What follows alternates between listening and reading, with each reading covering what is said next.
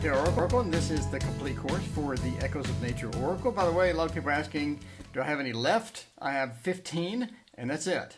And then you will never see it again in your life. So, Innocence, we're talking about card 21, Pluto and Pisces. That unique perspective that Pluto gives us within the sign of Pisces is just going to sort of open up our experiences and make us experience new things and not rely on the old things. A lot of times we think we know everything. We think that our life has given us all of these great perspectives, but in reality we have very few and limited things going on. Innocence says to break out of that and to evaluate what else could we know? Where else can we look? How can we get a new perspective? Where can we look from to get that new perspective? And that's going to be important here because a new perspective always gives us fresh ideas or fresh eyes looking at things and not relying on the old reliable stuff that we've done forever, right? So innocence is very important here for getting that perspective and thinking outside of the box and not relying on your limited beliefs or not relying on just things that you're familiar with. Otherwise, you'll get into a situation where you're just repeating yourself as far as your advice, or you're just repeating yourself. And that's going to be important, especially if you read for other people, is to have a fresh perspective and not, you know what I'm saying? So let's say you see the Wheel of Fortune. You don't just spit out the same definition for the Wheel of Fortune every single time. You know alternate ways of looking at it. You know alternate things or alternate places that you can look, and alternate meanings, alternate keywords, alternate perspectives, maybe a Kabbalah perspective, astrology perspective, and you're not just, just some, because at some point people can just get a reading with using an app and get the same thing that you're telling them because you never change. Anyway, Innocence says break out of that.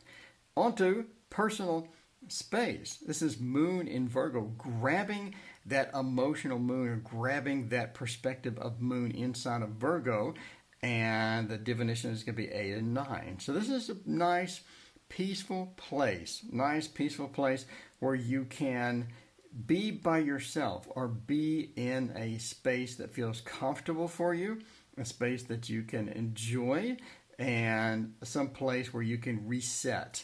It doesn't mean you need to actually go there, but you can use your imagination to go there as well. Similar to the imagination council that we talk about, where you'll have, let's say you love Einstein and one of your mentors is some other artist or something. So you get these people in your imagination and you have a conference with them and you talk to them and things like that. And then they'll give you different perspectives or they'll give you different ideas.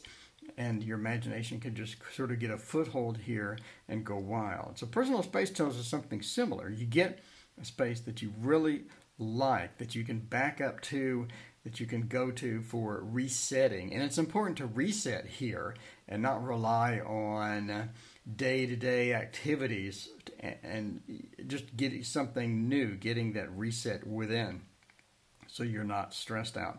You're not having the same worries. You're allowed to relax and let all the stresses sort of fall away and get grounded and get back to where you're comfortable instead of trying to rely on other things to make you comfortable. So here we go with getting that personal space. It can also mean getting away for a little bit, literally getting away from everybody, having the alone time, having the reset time, etc. So personal space is going to be important to many people, especially if you want to just get reset and not have the same worries that you had yesterday and the day before and the day before. So personal space allows you to get to there and to find a place where you're comfortable and you can more or less reset.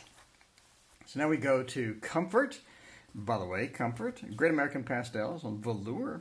There's a video on my Patreon, if you're a member of Patreon, on how to create this card. Literally step by step, I tell you what color to use, etc., and how to do it. So, talking about Venus in Taurus. Venus in Taurus. Comfort can come in a variety of ways, just like it says in the book. This calls for a situation where you can get away from stress, not necessarily like personal space. So Like, what's the difference between personal space and comfort? Comfort is finding things that allow you to relax. Personal space is sort of getting away from it all. So comfort is getting into the relaxation or getting into that relaxing mode. That could be with some food that is comfort food for you. So, a TV show or something that you watch that really sort of gets you into that comforting mood, makes you laugh, get you comfortable again. Comfort says to seek out comfort and to find something that is familiar to you, that is comforting, that settles you down so that you're not stressed out, or you're not thinking about work, or you're not thinking about whatever, or coronavirus, whatever freaking stressors are around right now. It allows you to get back to a comfortable space so that you can evaluate the situation and look at it from a level of non-stress or a level of relaxation. A lot of times when we're evaluating a situation, we're coming up with strategies, we're coming up with ideas. If you're stressed, it's like writer's block, right? Writer's block, artist block. You're stressed out, you're not sure what to do, you're not really in the mood. Comfort allows you to go back and reset that and allows you to get to the level to where you can just let your creativity flow, let your imagination, your intuition flow, because you're in a comfortable situation rather than a stressful situation. So let's say you have artist block. You're trying to knock out a couple of things for art, and you can't do it because you have no idea what you're doing, you have no idea what to do next, and now that sort of builds more stress. Now you have less idea what to do. Now you're trying to paint something and it looks terrible. Now you're more stressed. Comfort tells you to go back to the basics and not experience that, or get to some place that's going to be comfortable for you. So Venus, that love, that passion of Venus in Taurus, the stability of Taurus, and things like that. So let's go to 24, which is as above, so below. Thank you, Jessica, for the name for this card, by the way. I came up with I painted the art, and I didn't know what to name it. She was so kind as to give me the name. There we go. As above, so below. We're talking about manifestations and how to manifest things. Your imagination, your creativity. And you see this in countless books, from Jane Roberts books to Ramtha books to Messages with Michael to Jesus, everything. Talking about creative visualization, Shakti Gawain's book. You're talking about Course in Miracles. Basically, they all say sort of the same thing, that your imagination, what you think about is constantly on your mind, becomes your reality. So if you have some nightmarish things going on in your head, you could have some fairly bad things going on in your life. Whatever your imagination comes up with. So let's say, okay, a good example here. If I walk up to somebody and my friend says, hey, this person loves you, they think you're adorable, they really like you, and so you go up and ask this person out. So when you talk to them, your attitude towards them is going to be totally different than if your friend had told you, oh yeah, this person's really mean and they're rude. So now your attitude is totally different than if the person told you they're hyped about you, they like you, they've been talking about you. Now you're going to go in, you're going to be all excited, you're going to be in a good mood.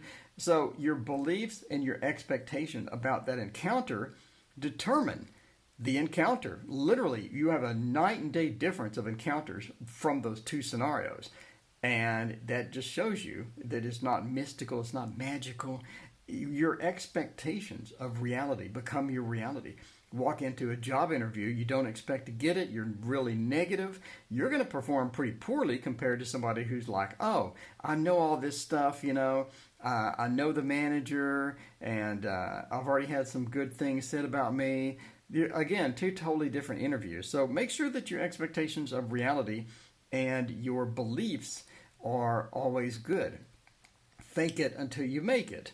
Right? You go into the interview, act like or pretend like you know that manager. Pretend like that all you have to do is show up and answer some questions and they're going to give you the job.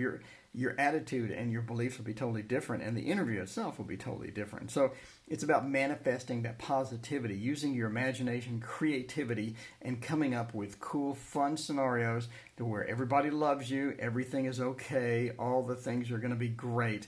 And that's what will manifest for you. If you walk around with those expectations, your life will be completely different than someone who's just constantly negatively talking about everything and has a terrible, poor imagination and whatnot. So as above, so below. Check yourself, check your thoughts, control your thoughts, and don't let them control you. Speaking of control and leadership, we have leading the way. Leading the way, this was an oil painting, by the way. Yeah, I used a new technique for the oil painting. I think it worked out pretty well. The horse's nose and muzzle was cut off, but everybody was complaining that they don't like cars that way. But whatever. So this is, again, Blue Ridge oil colors on the panel. Mars and Aries, taking that warlike, taking that warlike feel, taking that action feel, putting it in the already very fiery side of Aries. You're getting a very, very strong vibe of rushing forward, going forward, and making something happen. And that's going to be about leading the way. Sometimes you don't want people to lead you. You want to lead because you know what's best, you know what's right. Leading the way says to get the... So, in other words, let's say you're waiting for somebody to call you and you pull this card. Well, maybe you should call them. Maybe you should start that interaction. Maybe you should be the one that initiates that. Leading the way says that you could be the example people are waiting for. A lot of times people don't take any action. They're waiting for somebody else to start. Everybody's afraid to take any action. They want somebody else to start. Maybe you should lead the way. Maybe you should be the one up front and doing things. So if you have a project at work and it's an important project, maybe you should nobody else is leading. Maybe you should take the reins and say, hey, I'll lead this. Let me get this organized. Let me get some assignments out. Let's get the project started at work, right? So again, if you're waiting for somebody to call you, you want to reunite with an old lover or whatever, and you think that you could, but you're waiting for them to call, maybe you should text them and say something cute or something like that. Now they get the idea that, hey, maybe a reconciliation is in order. Maybe everything is not as bad as we left it. So leading the way says take those reins and move forward, progress forward to a place to where you can be excited and you can be in the lead for something. Again, a lot of people are waiting for a lead.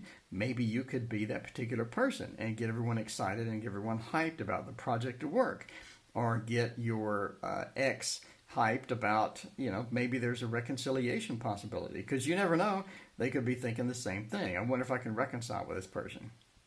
So Mars and Aries is a very forward, straightforward fire and excitable type sign. So, try it out, check it out. Lead the way today. And again, if you'd like this deck, again, I have like a little over a dozen or so left. I think 15 left. So hit me up on Etsy. And if you'd like this deck, it is on sale. Use the code ECHOES to get 15% off the deck for a limited time. ECHOES on screen. Use that code to get 15% off of Etsy, and head over there and check it out if you like it. Thank you for watching. I appreciate it. We'll see you next time.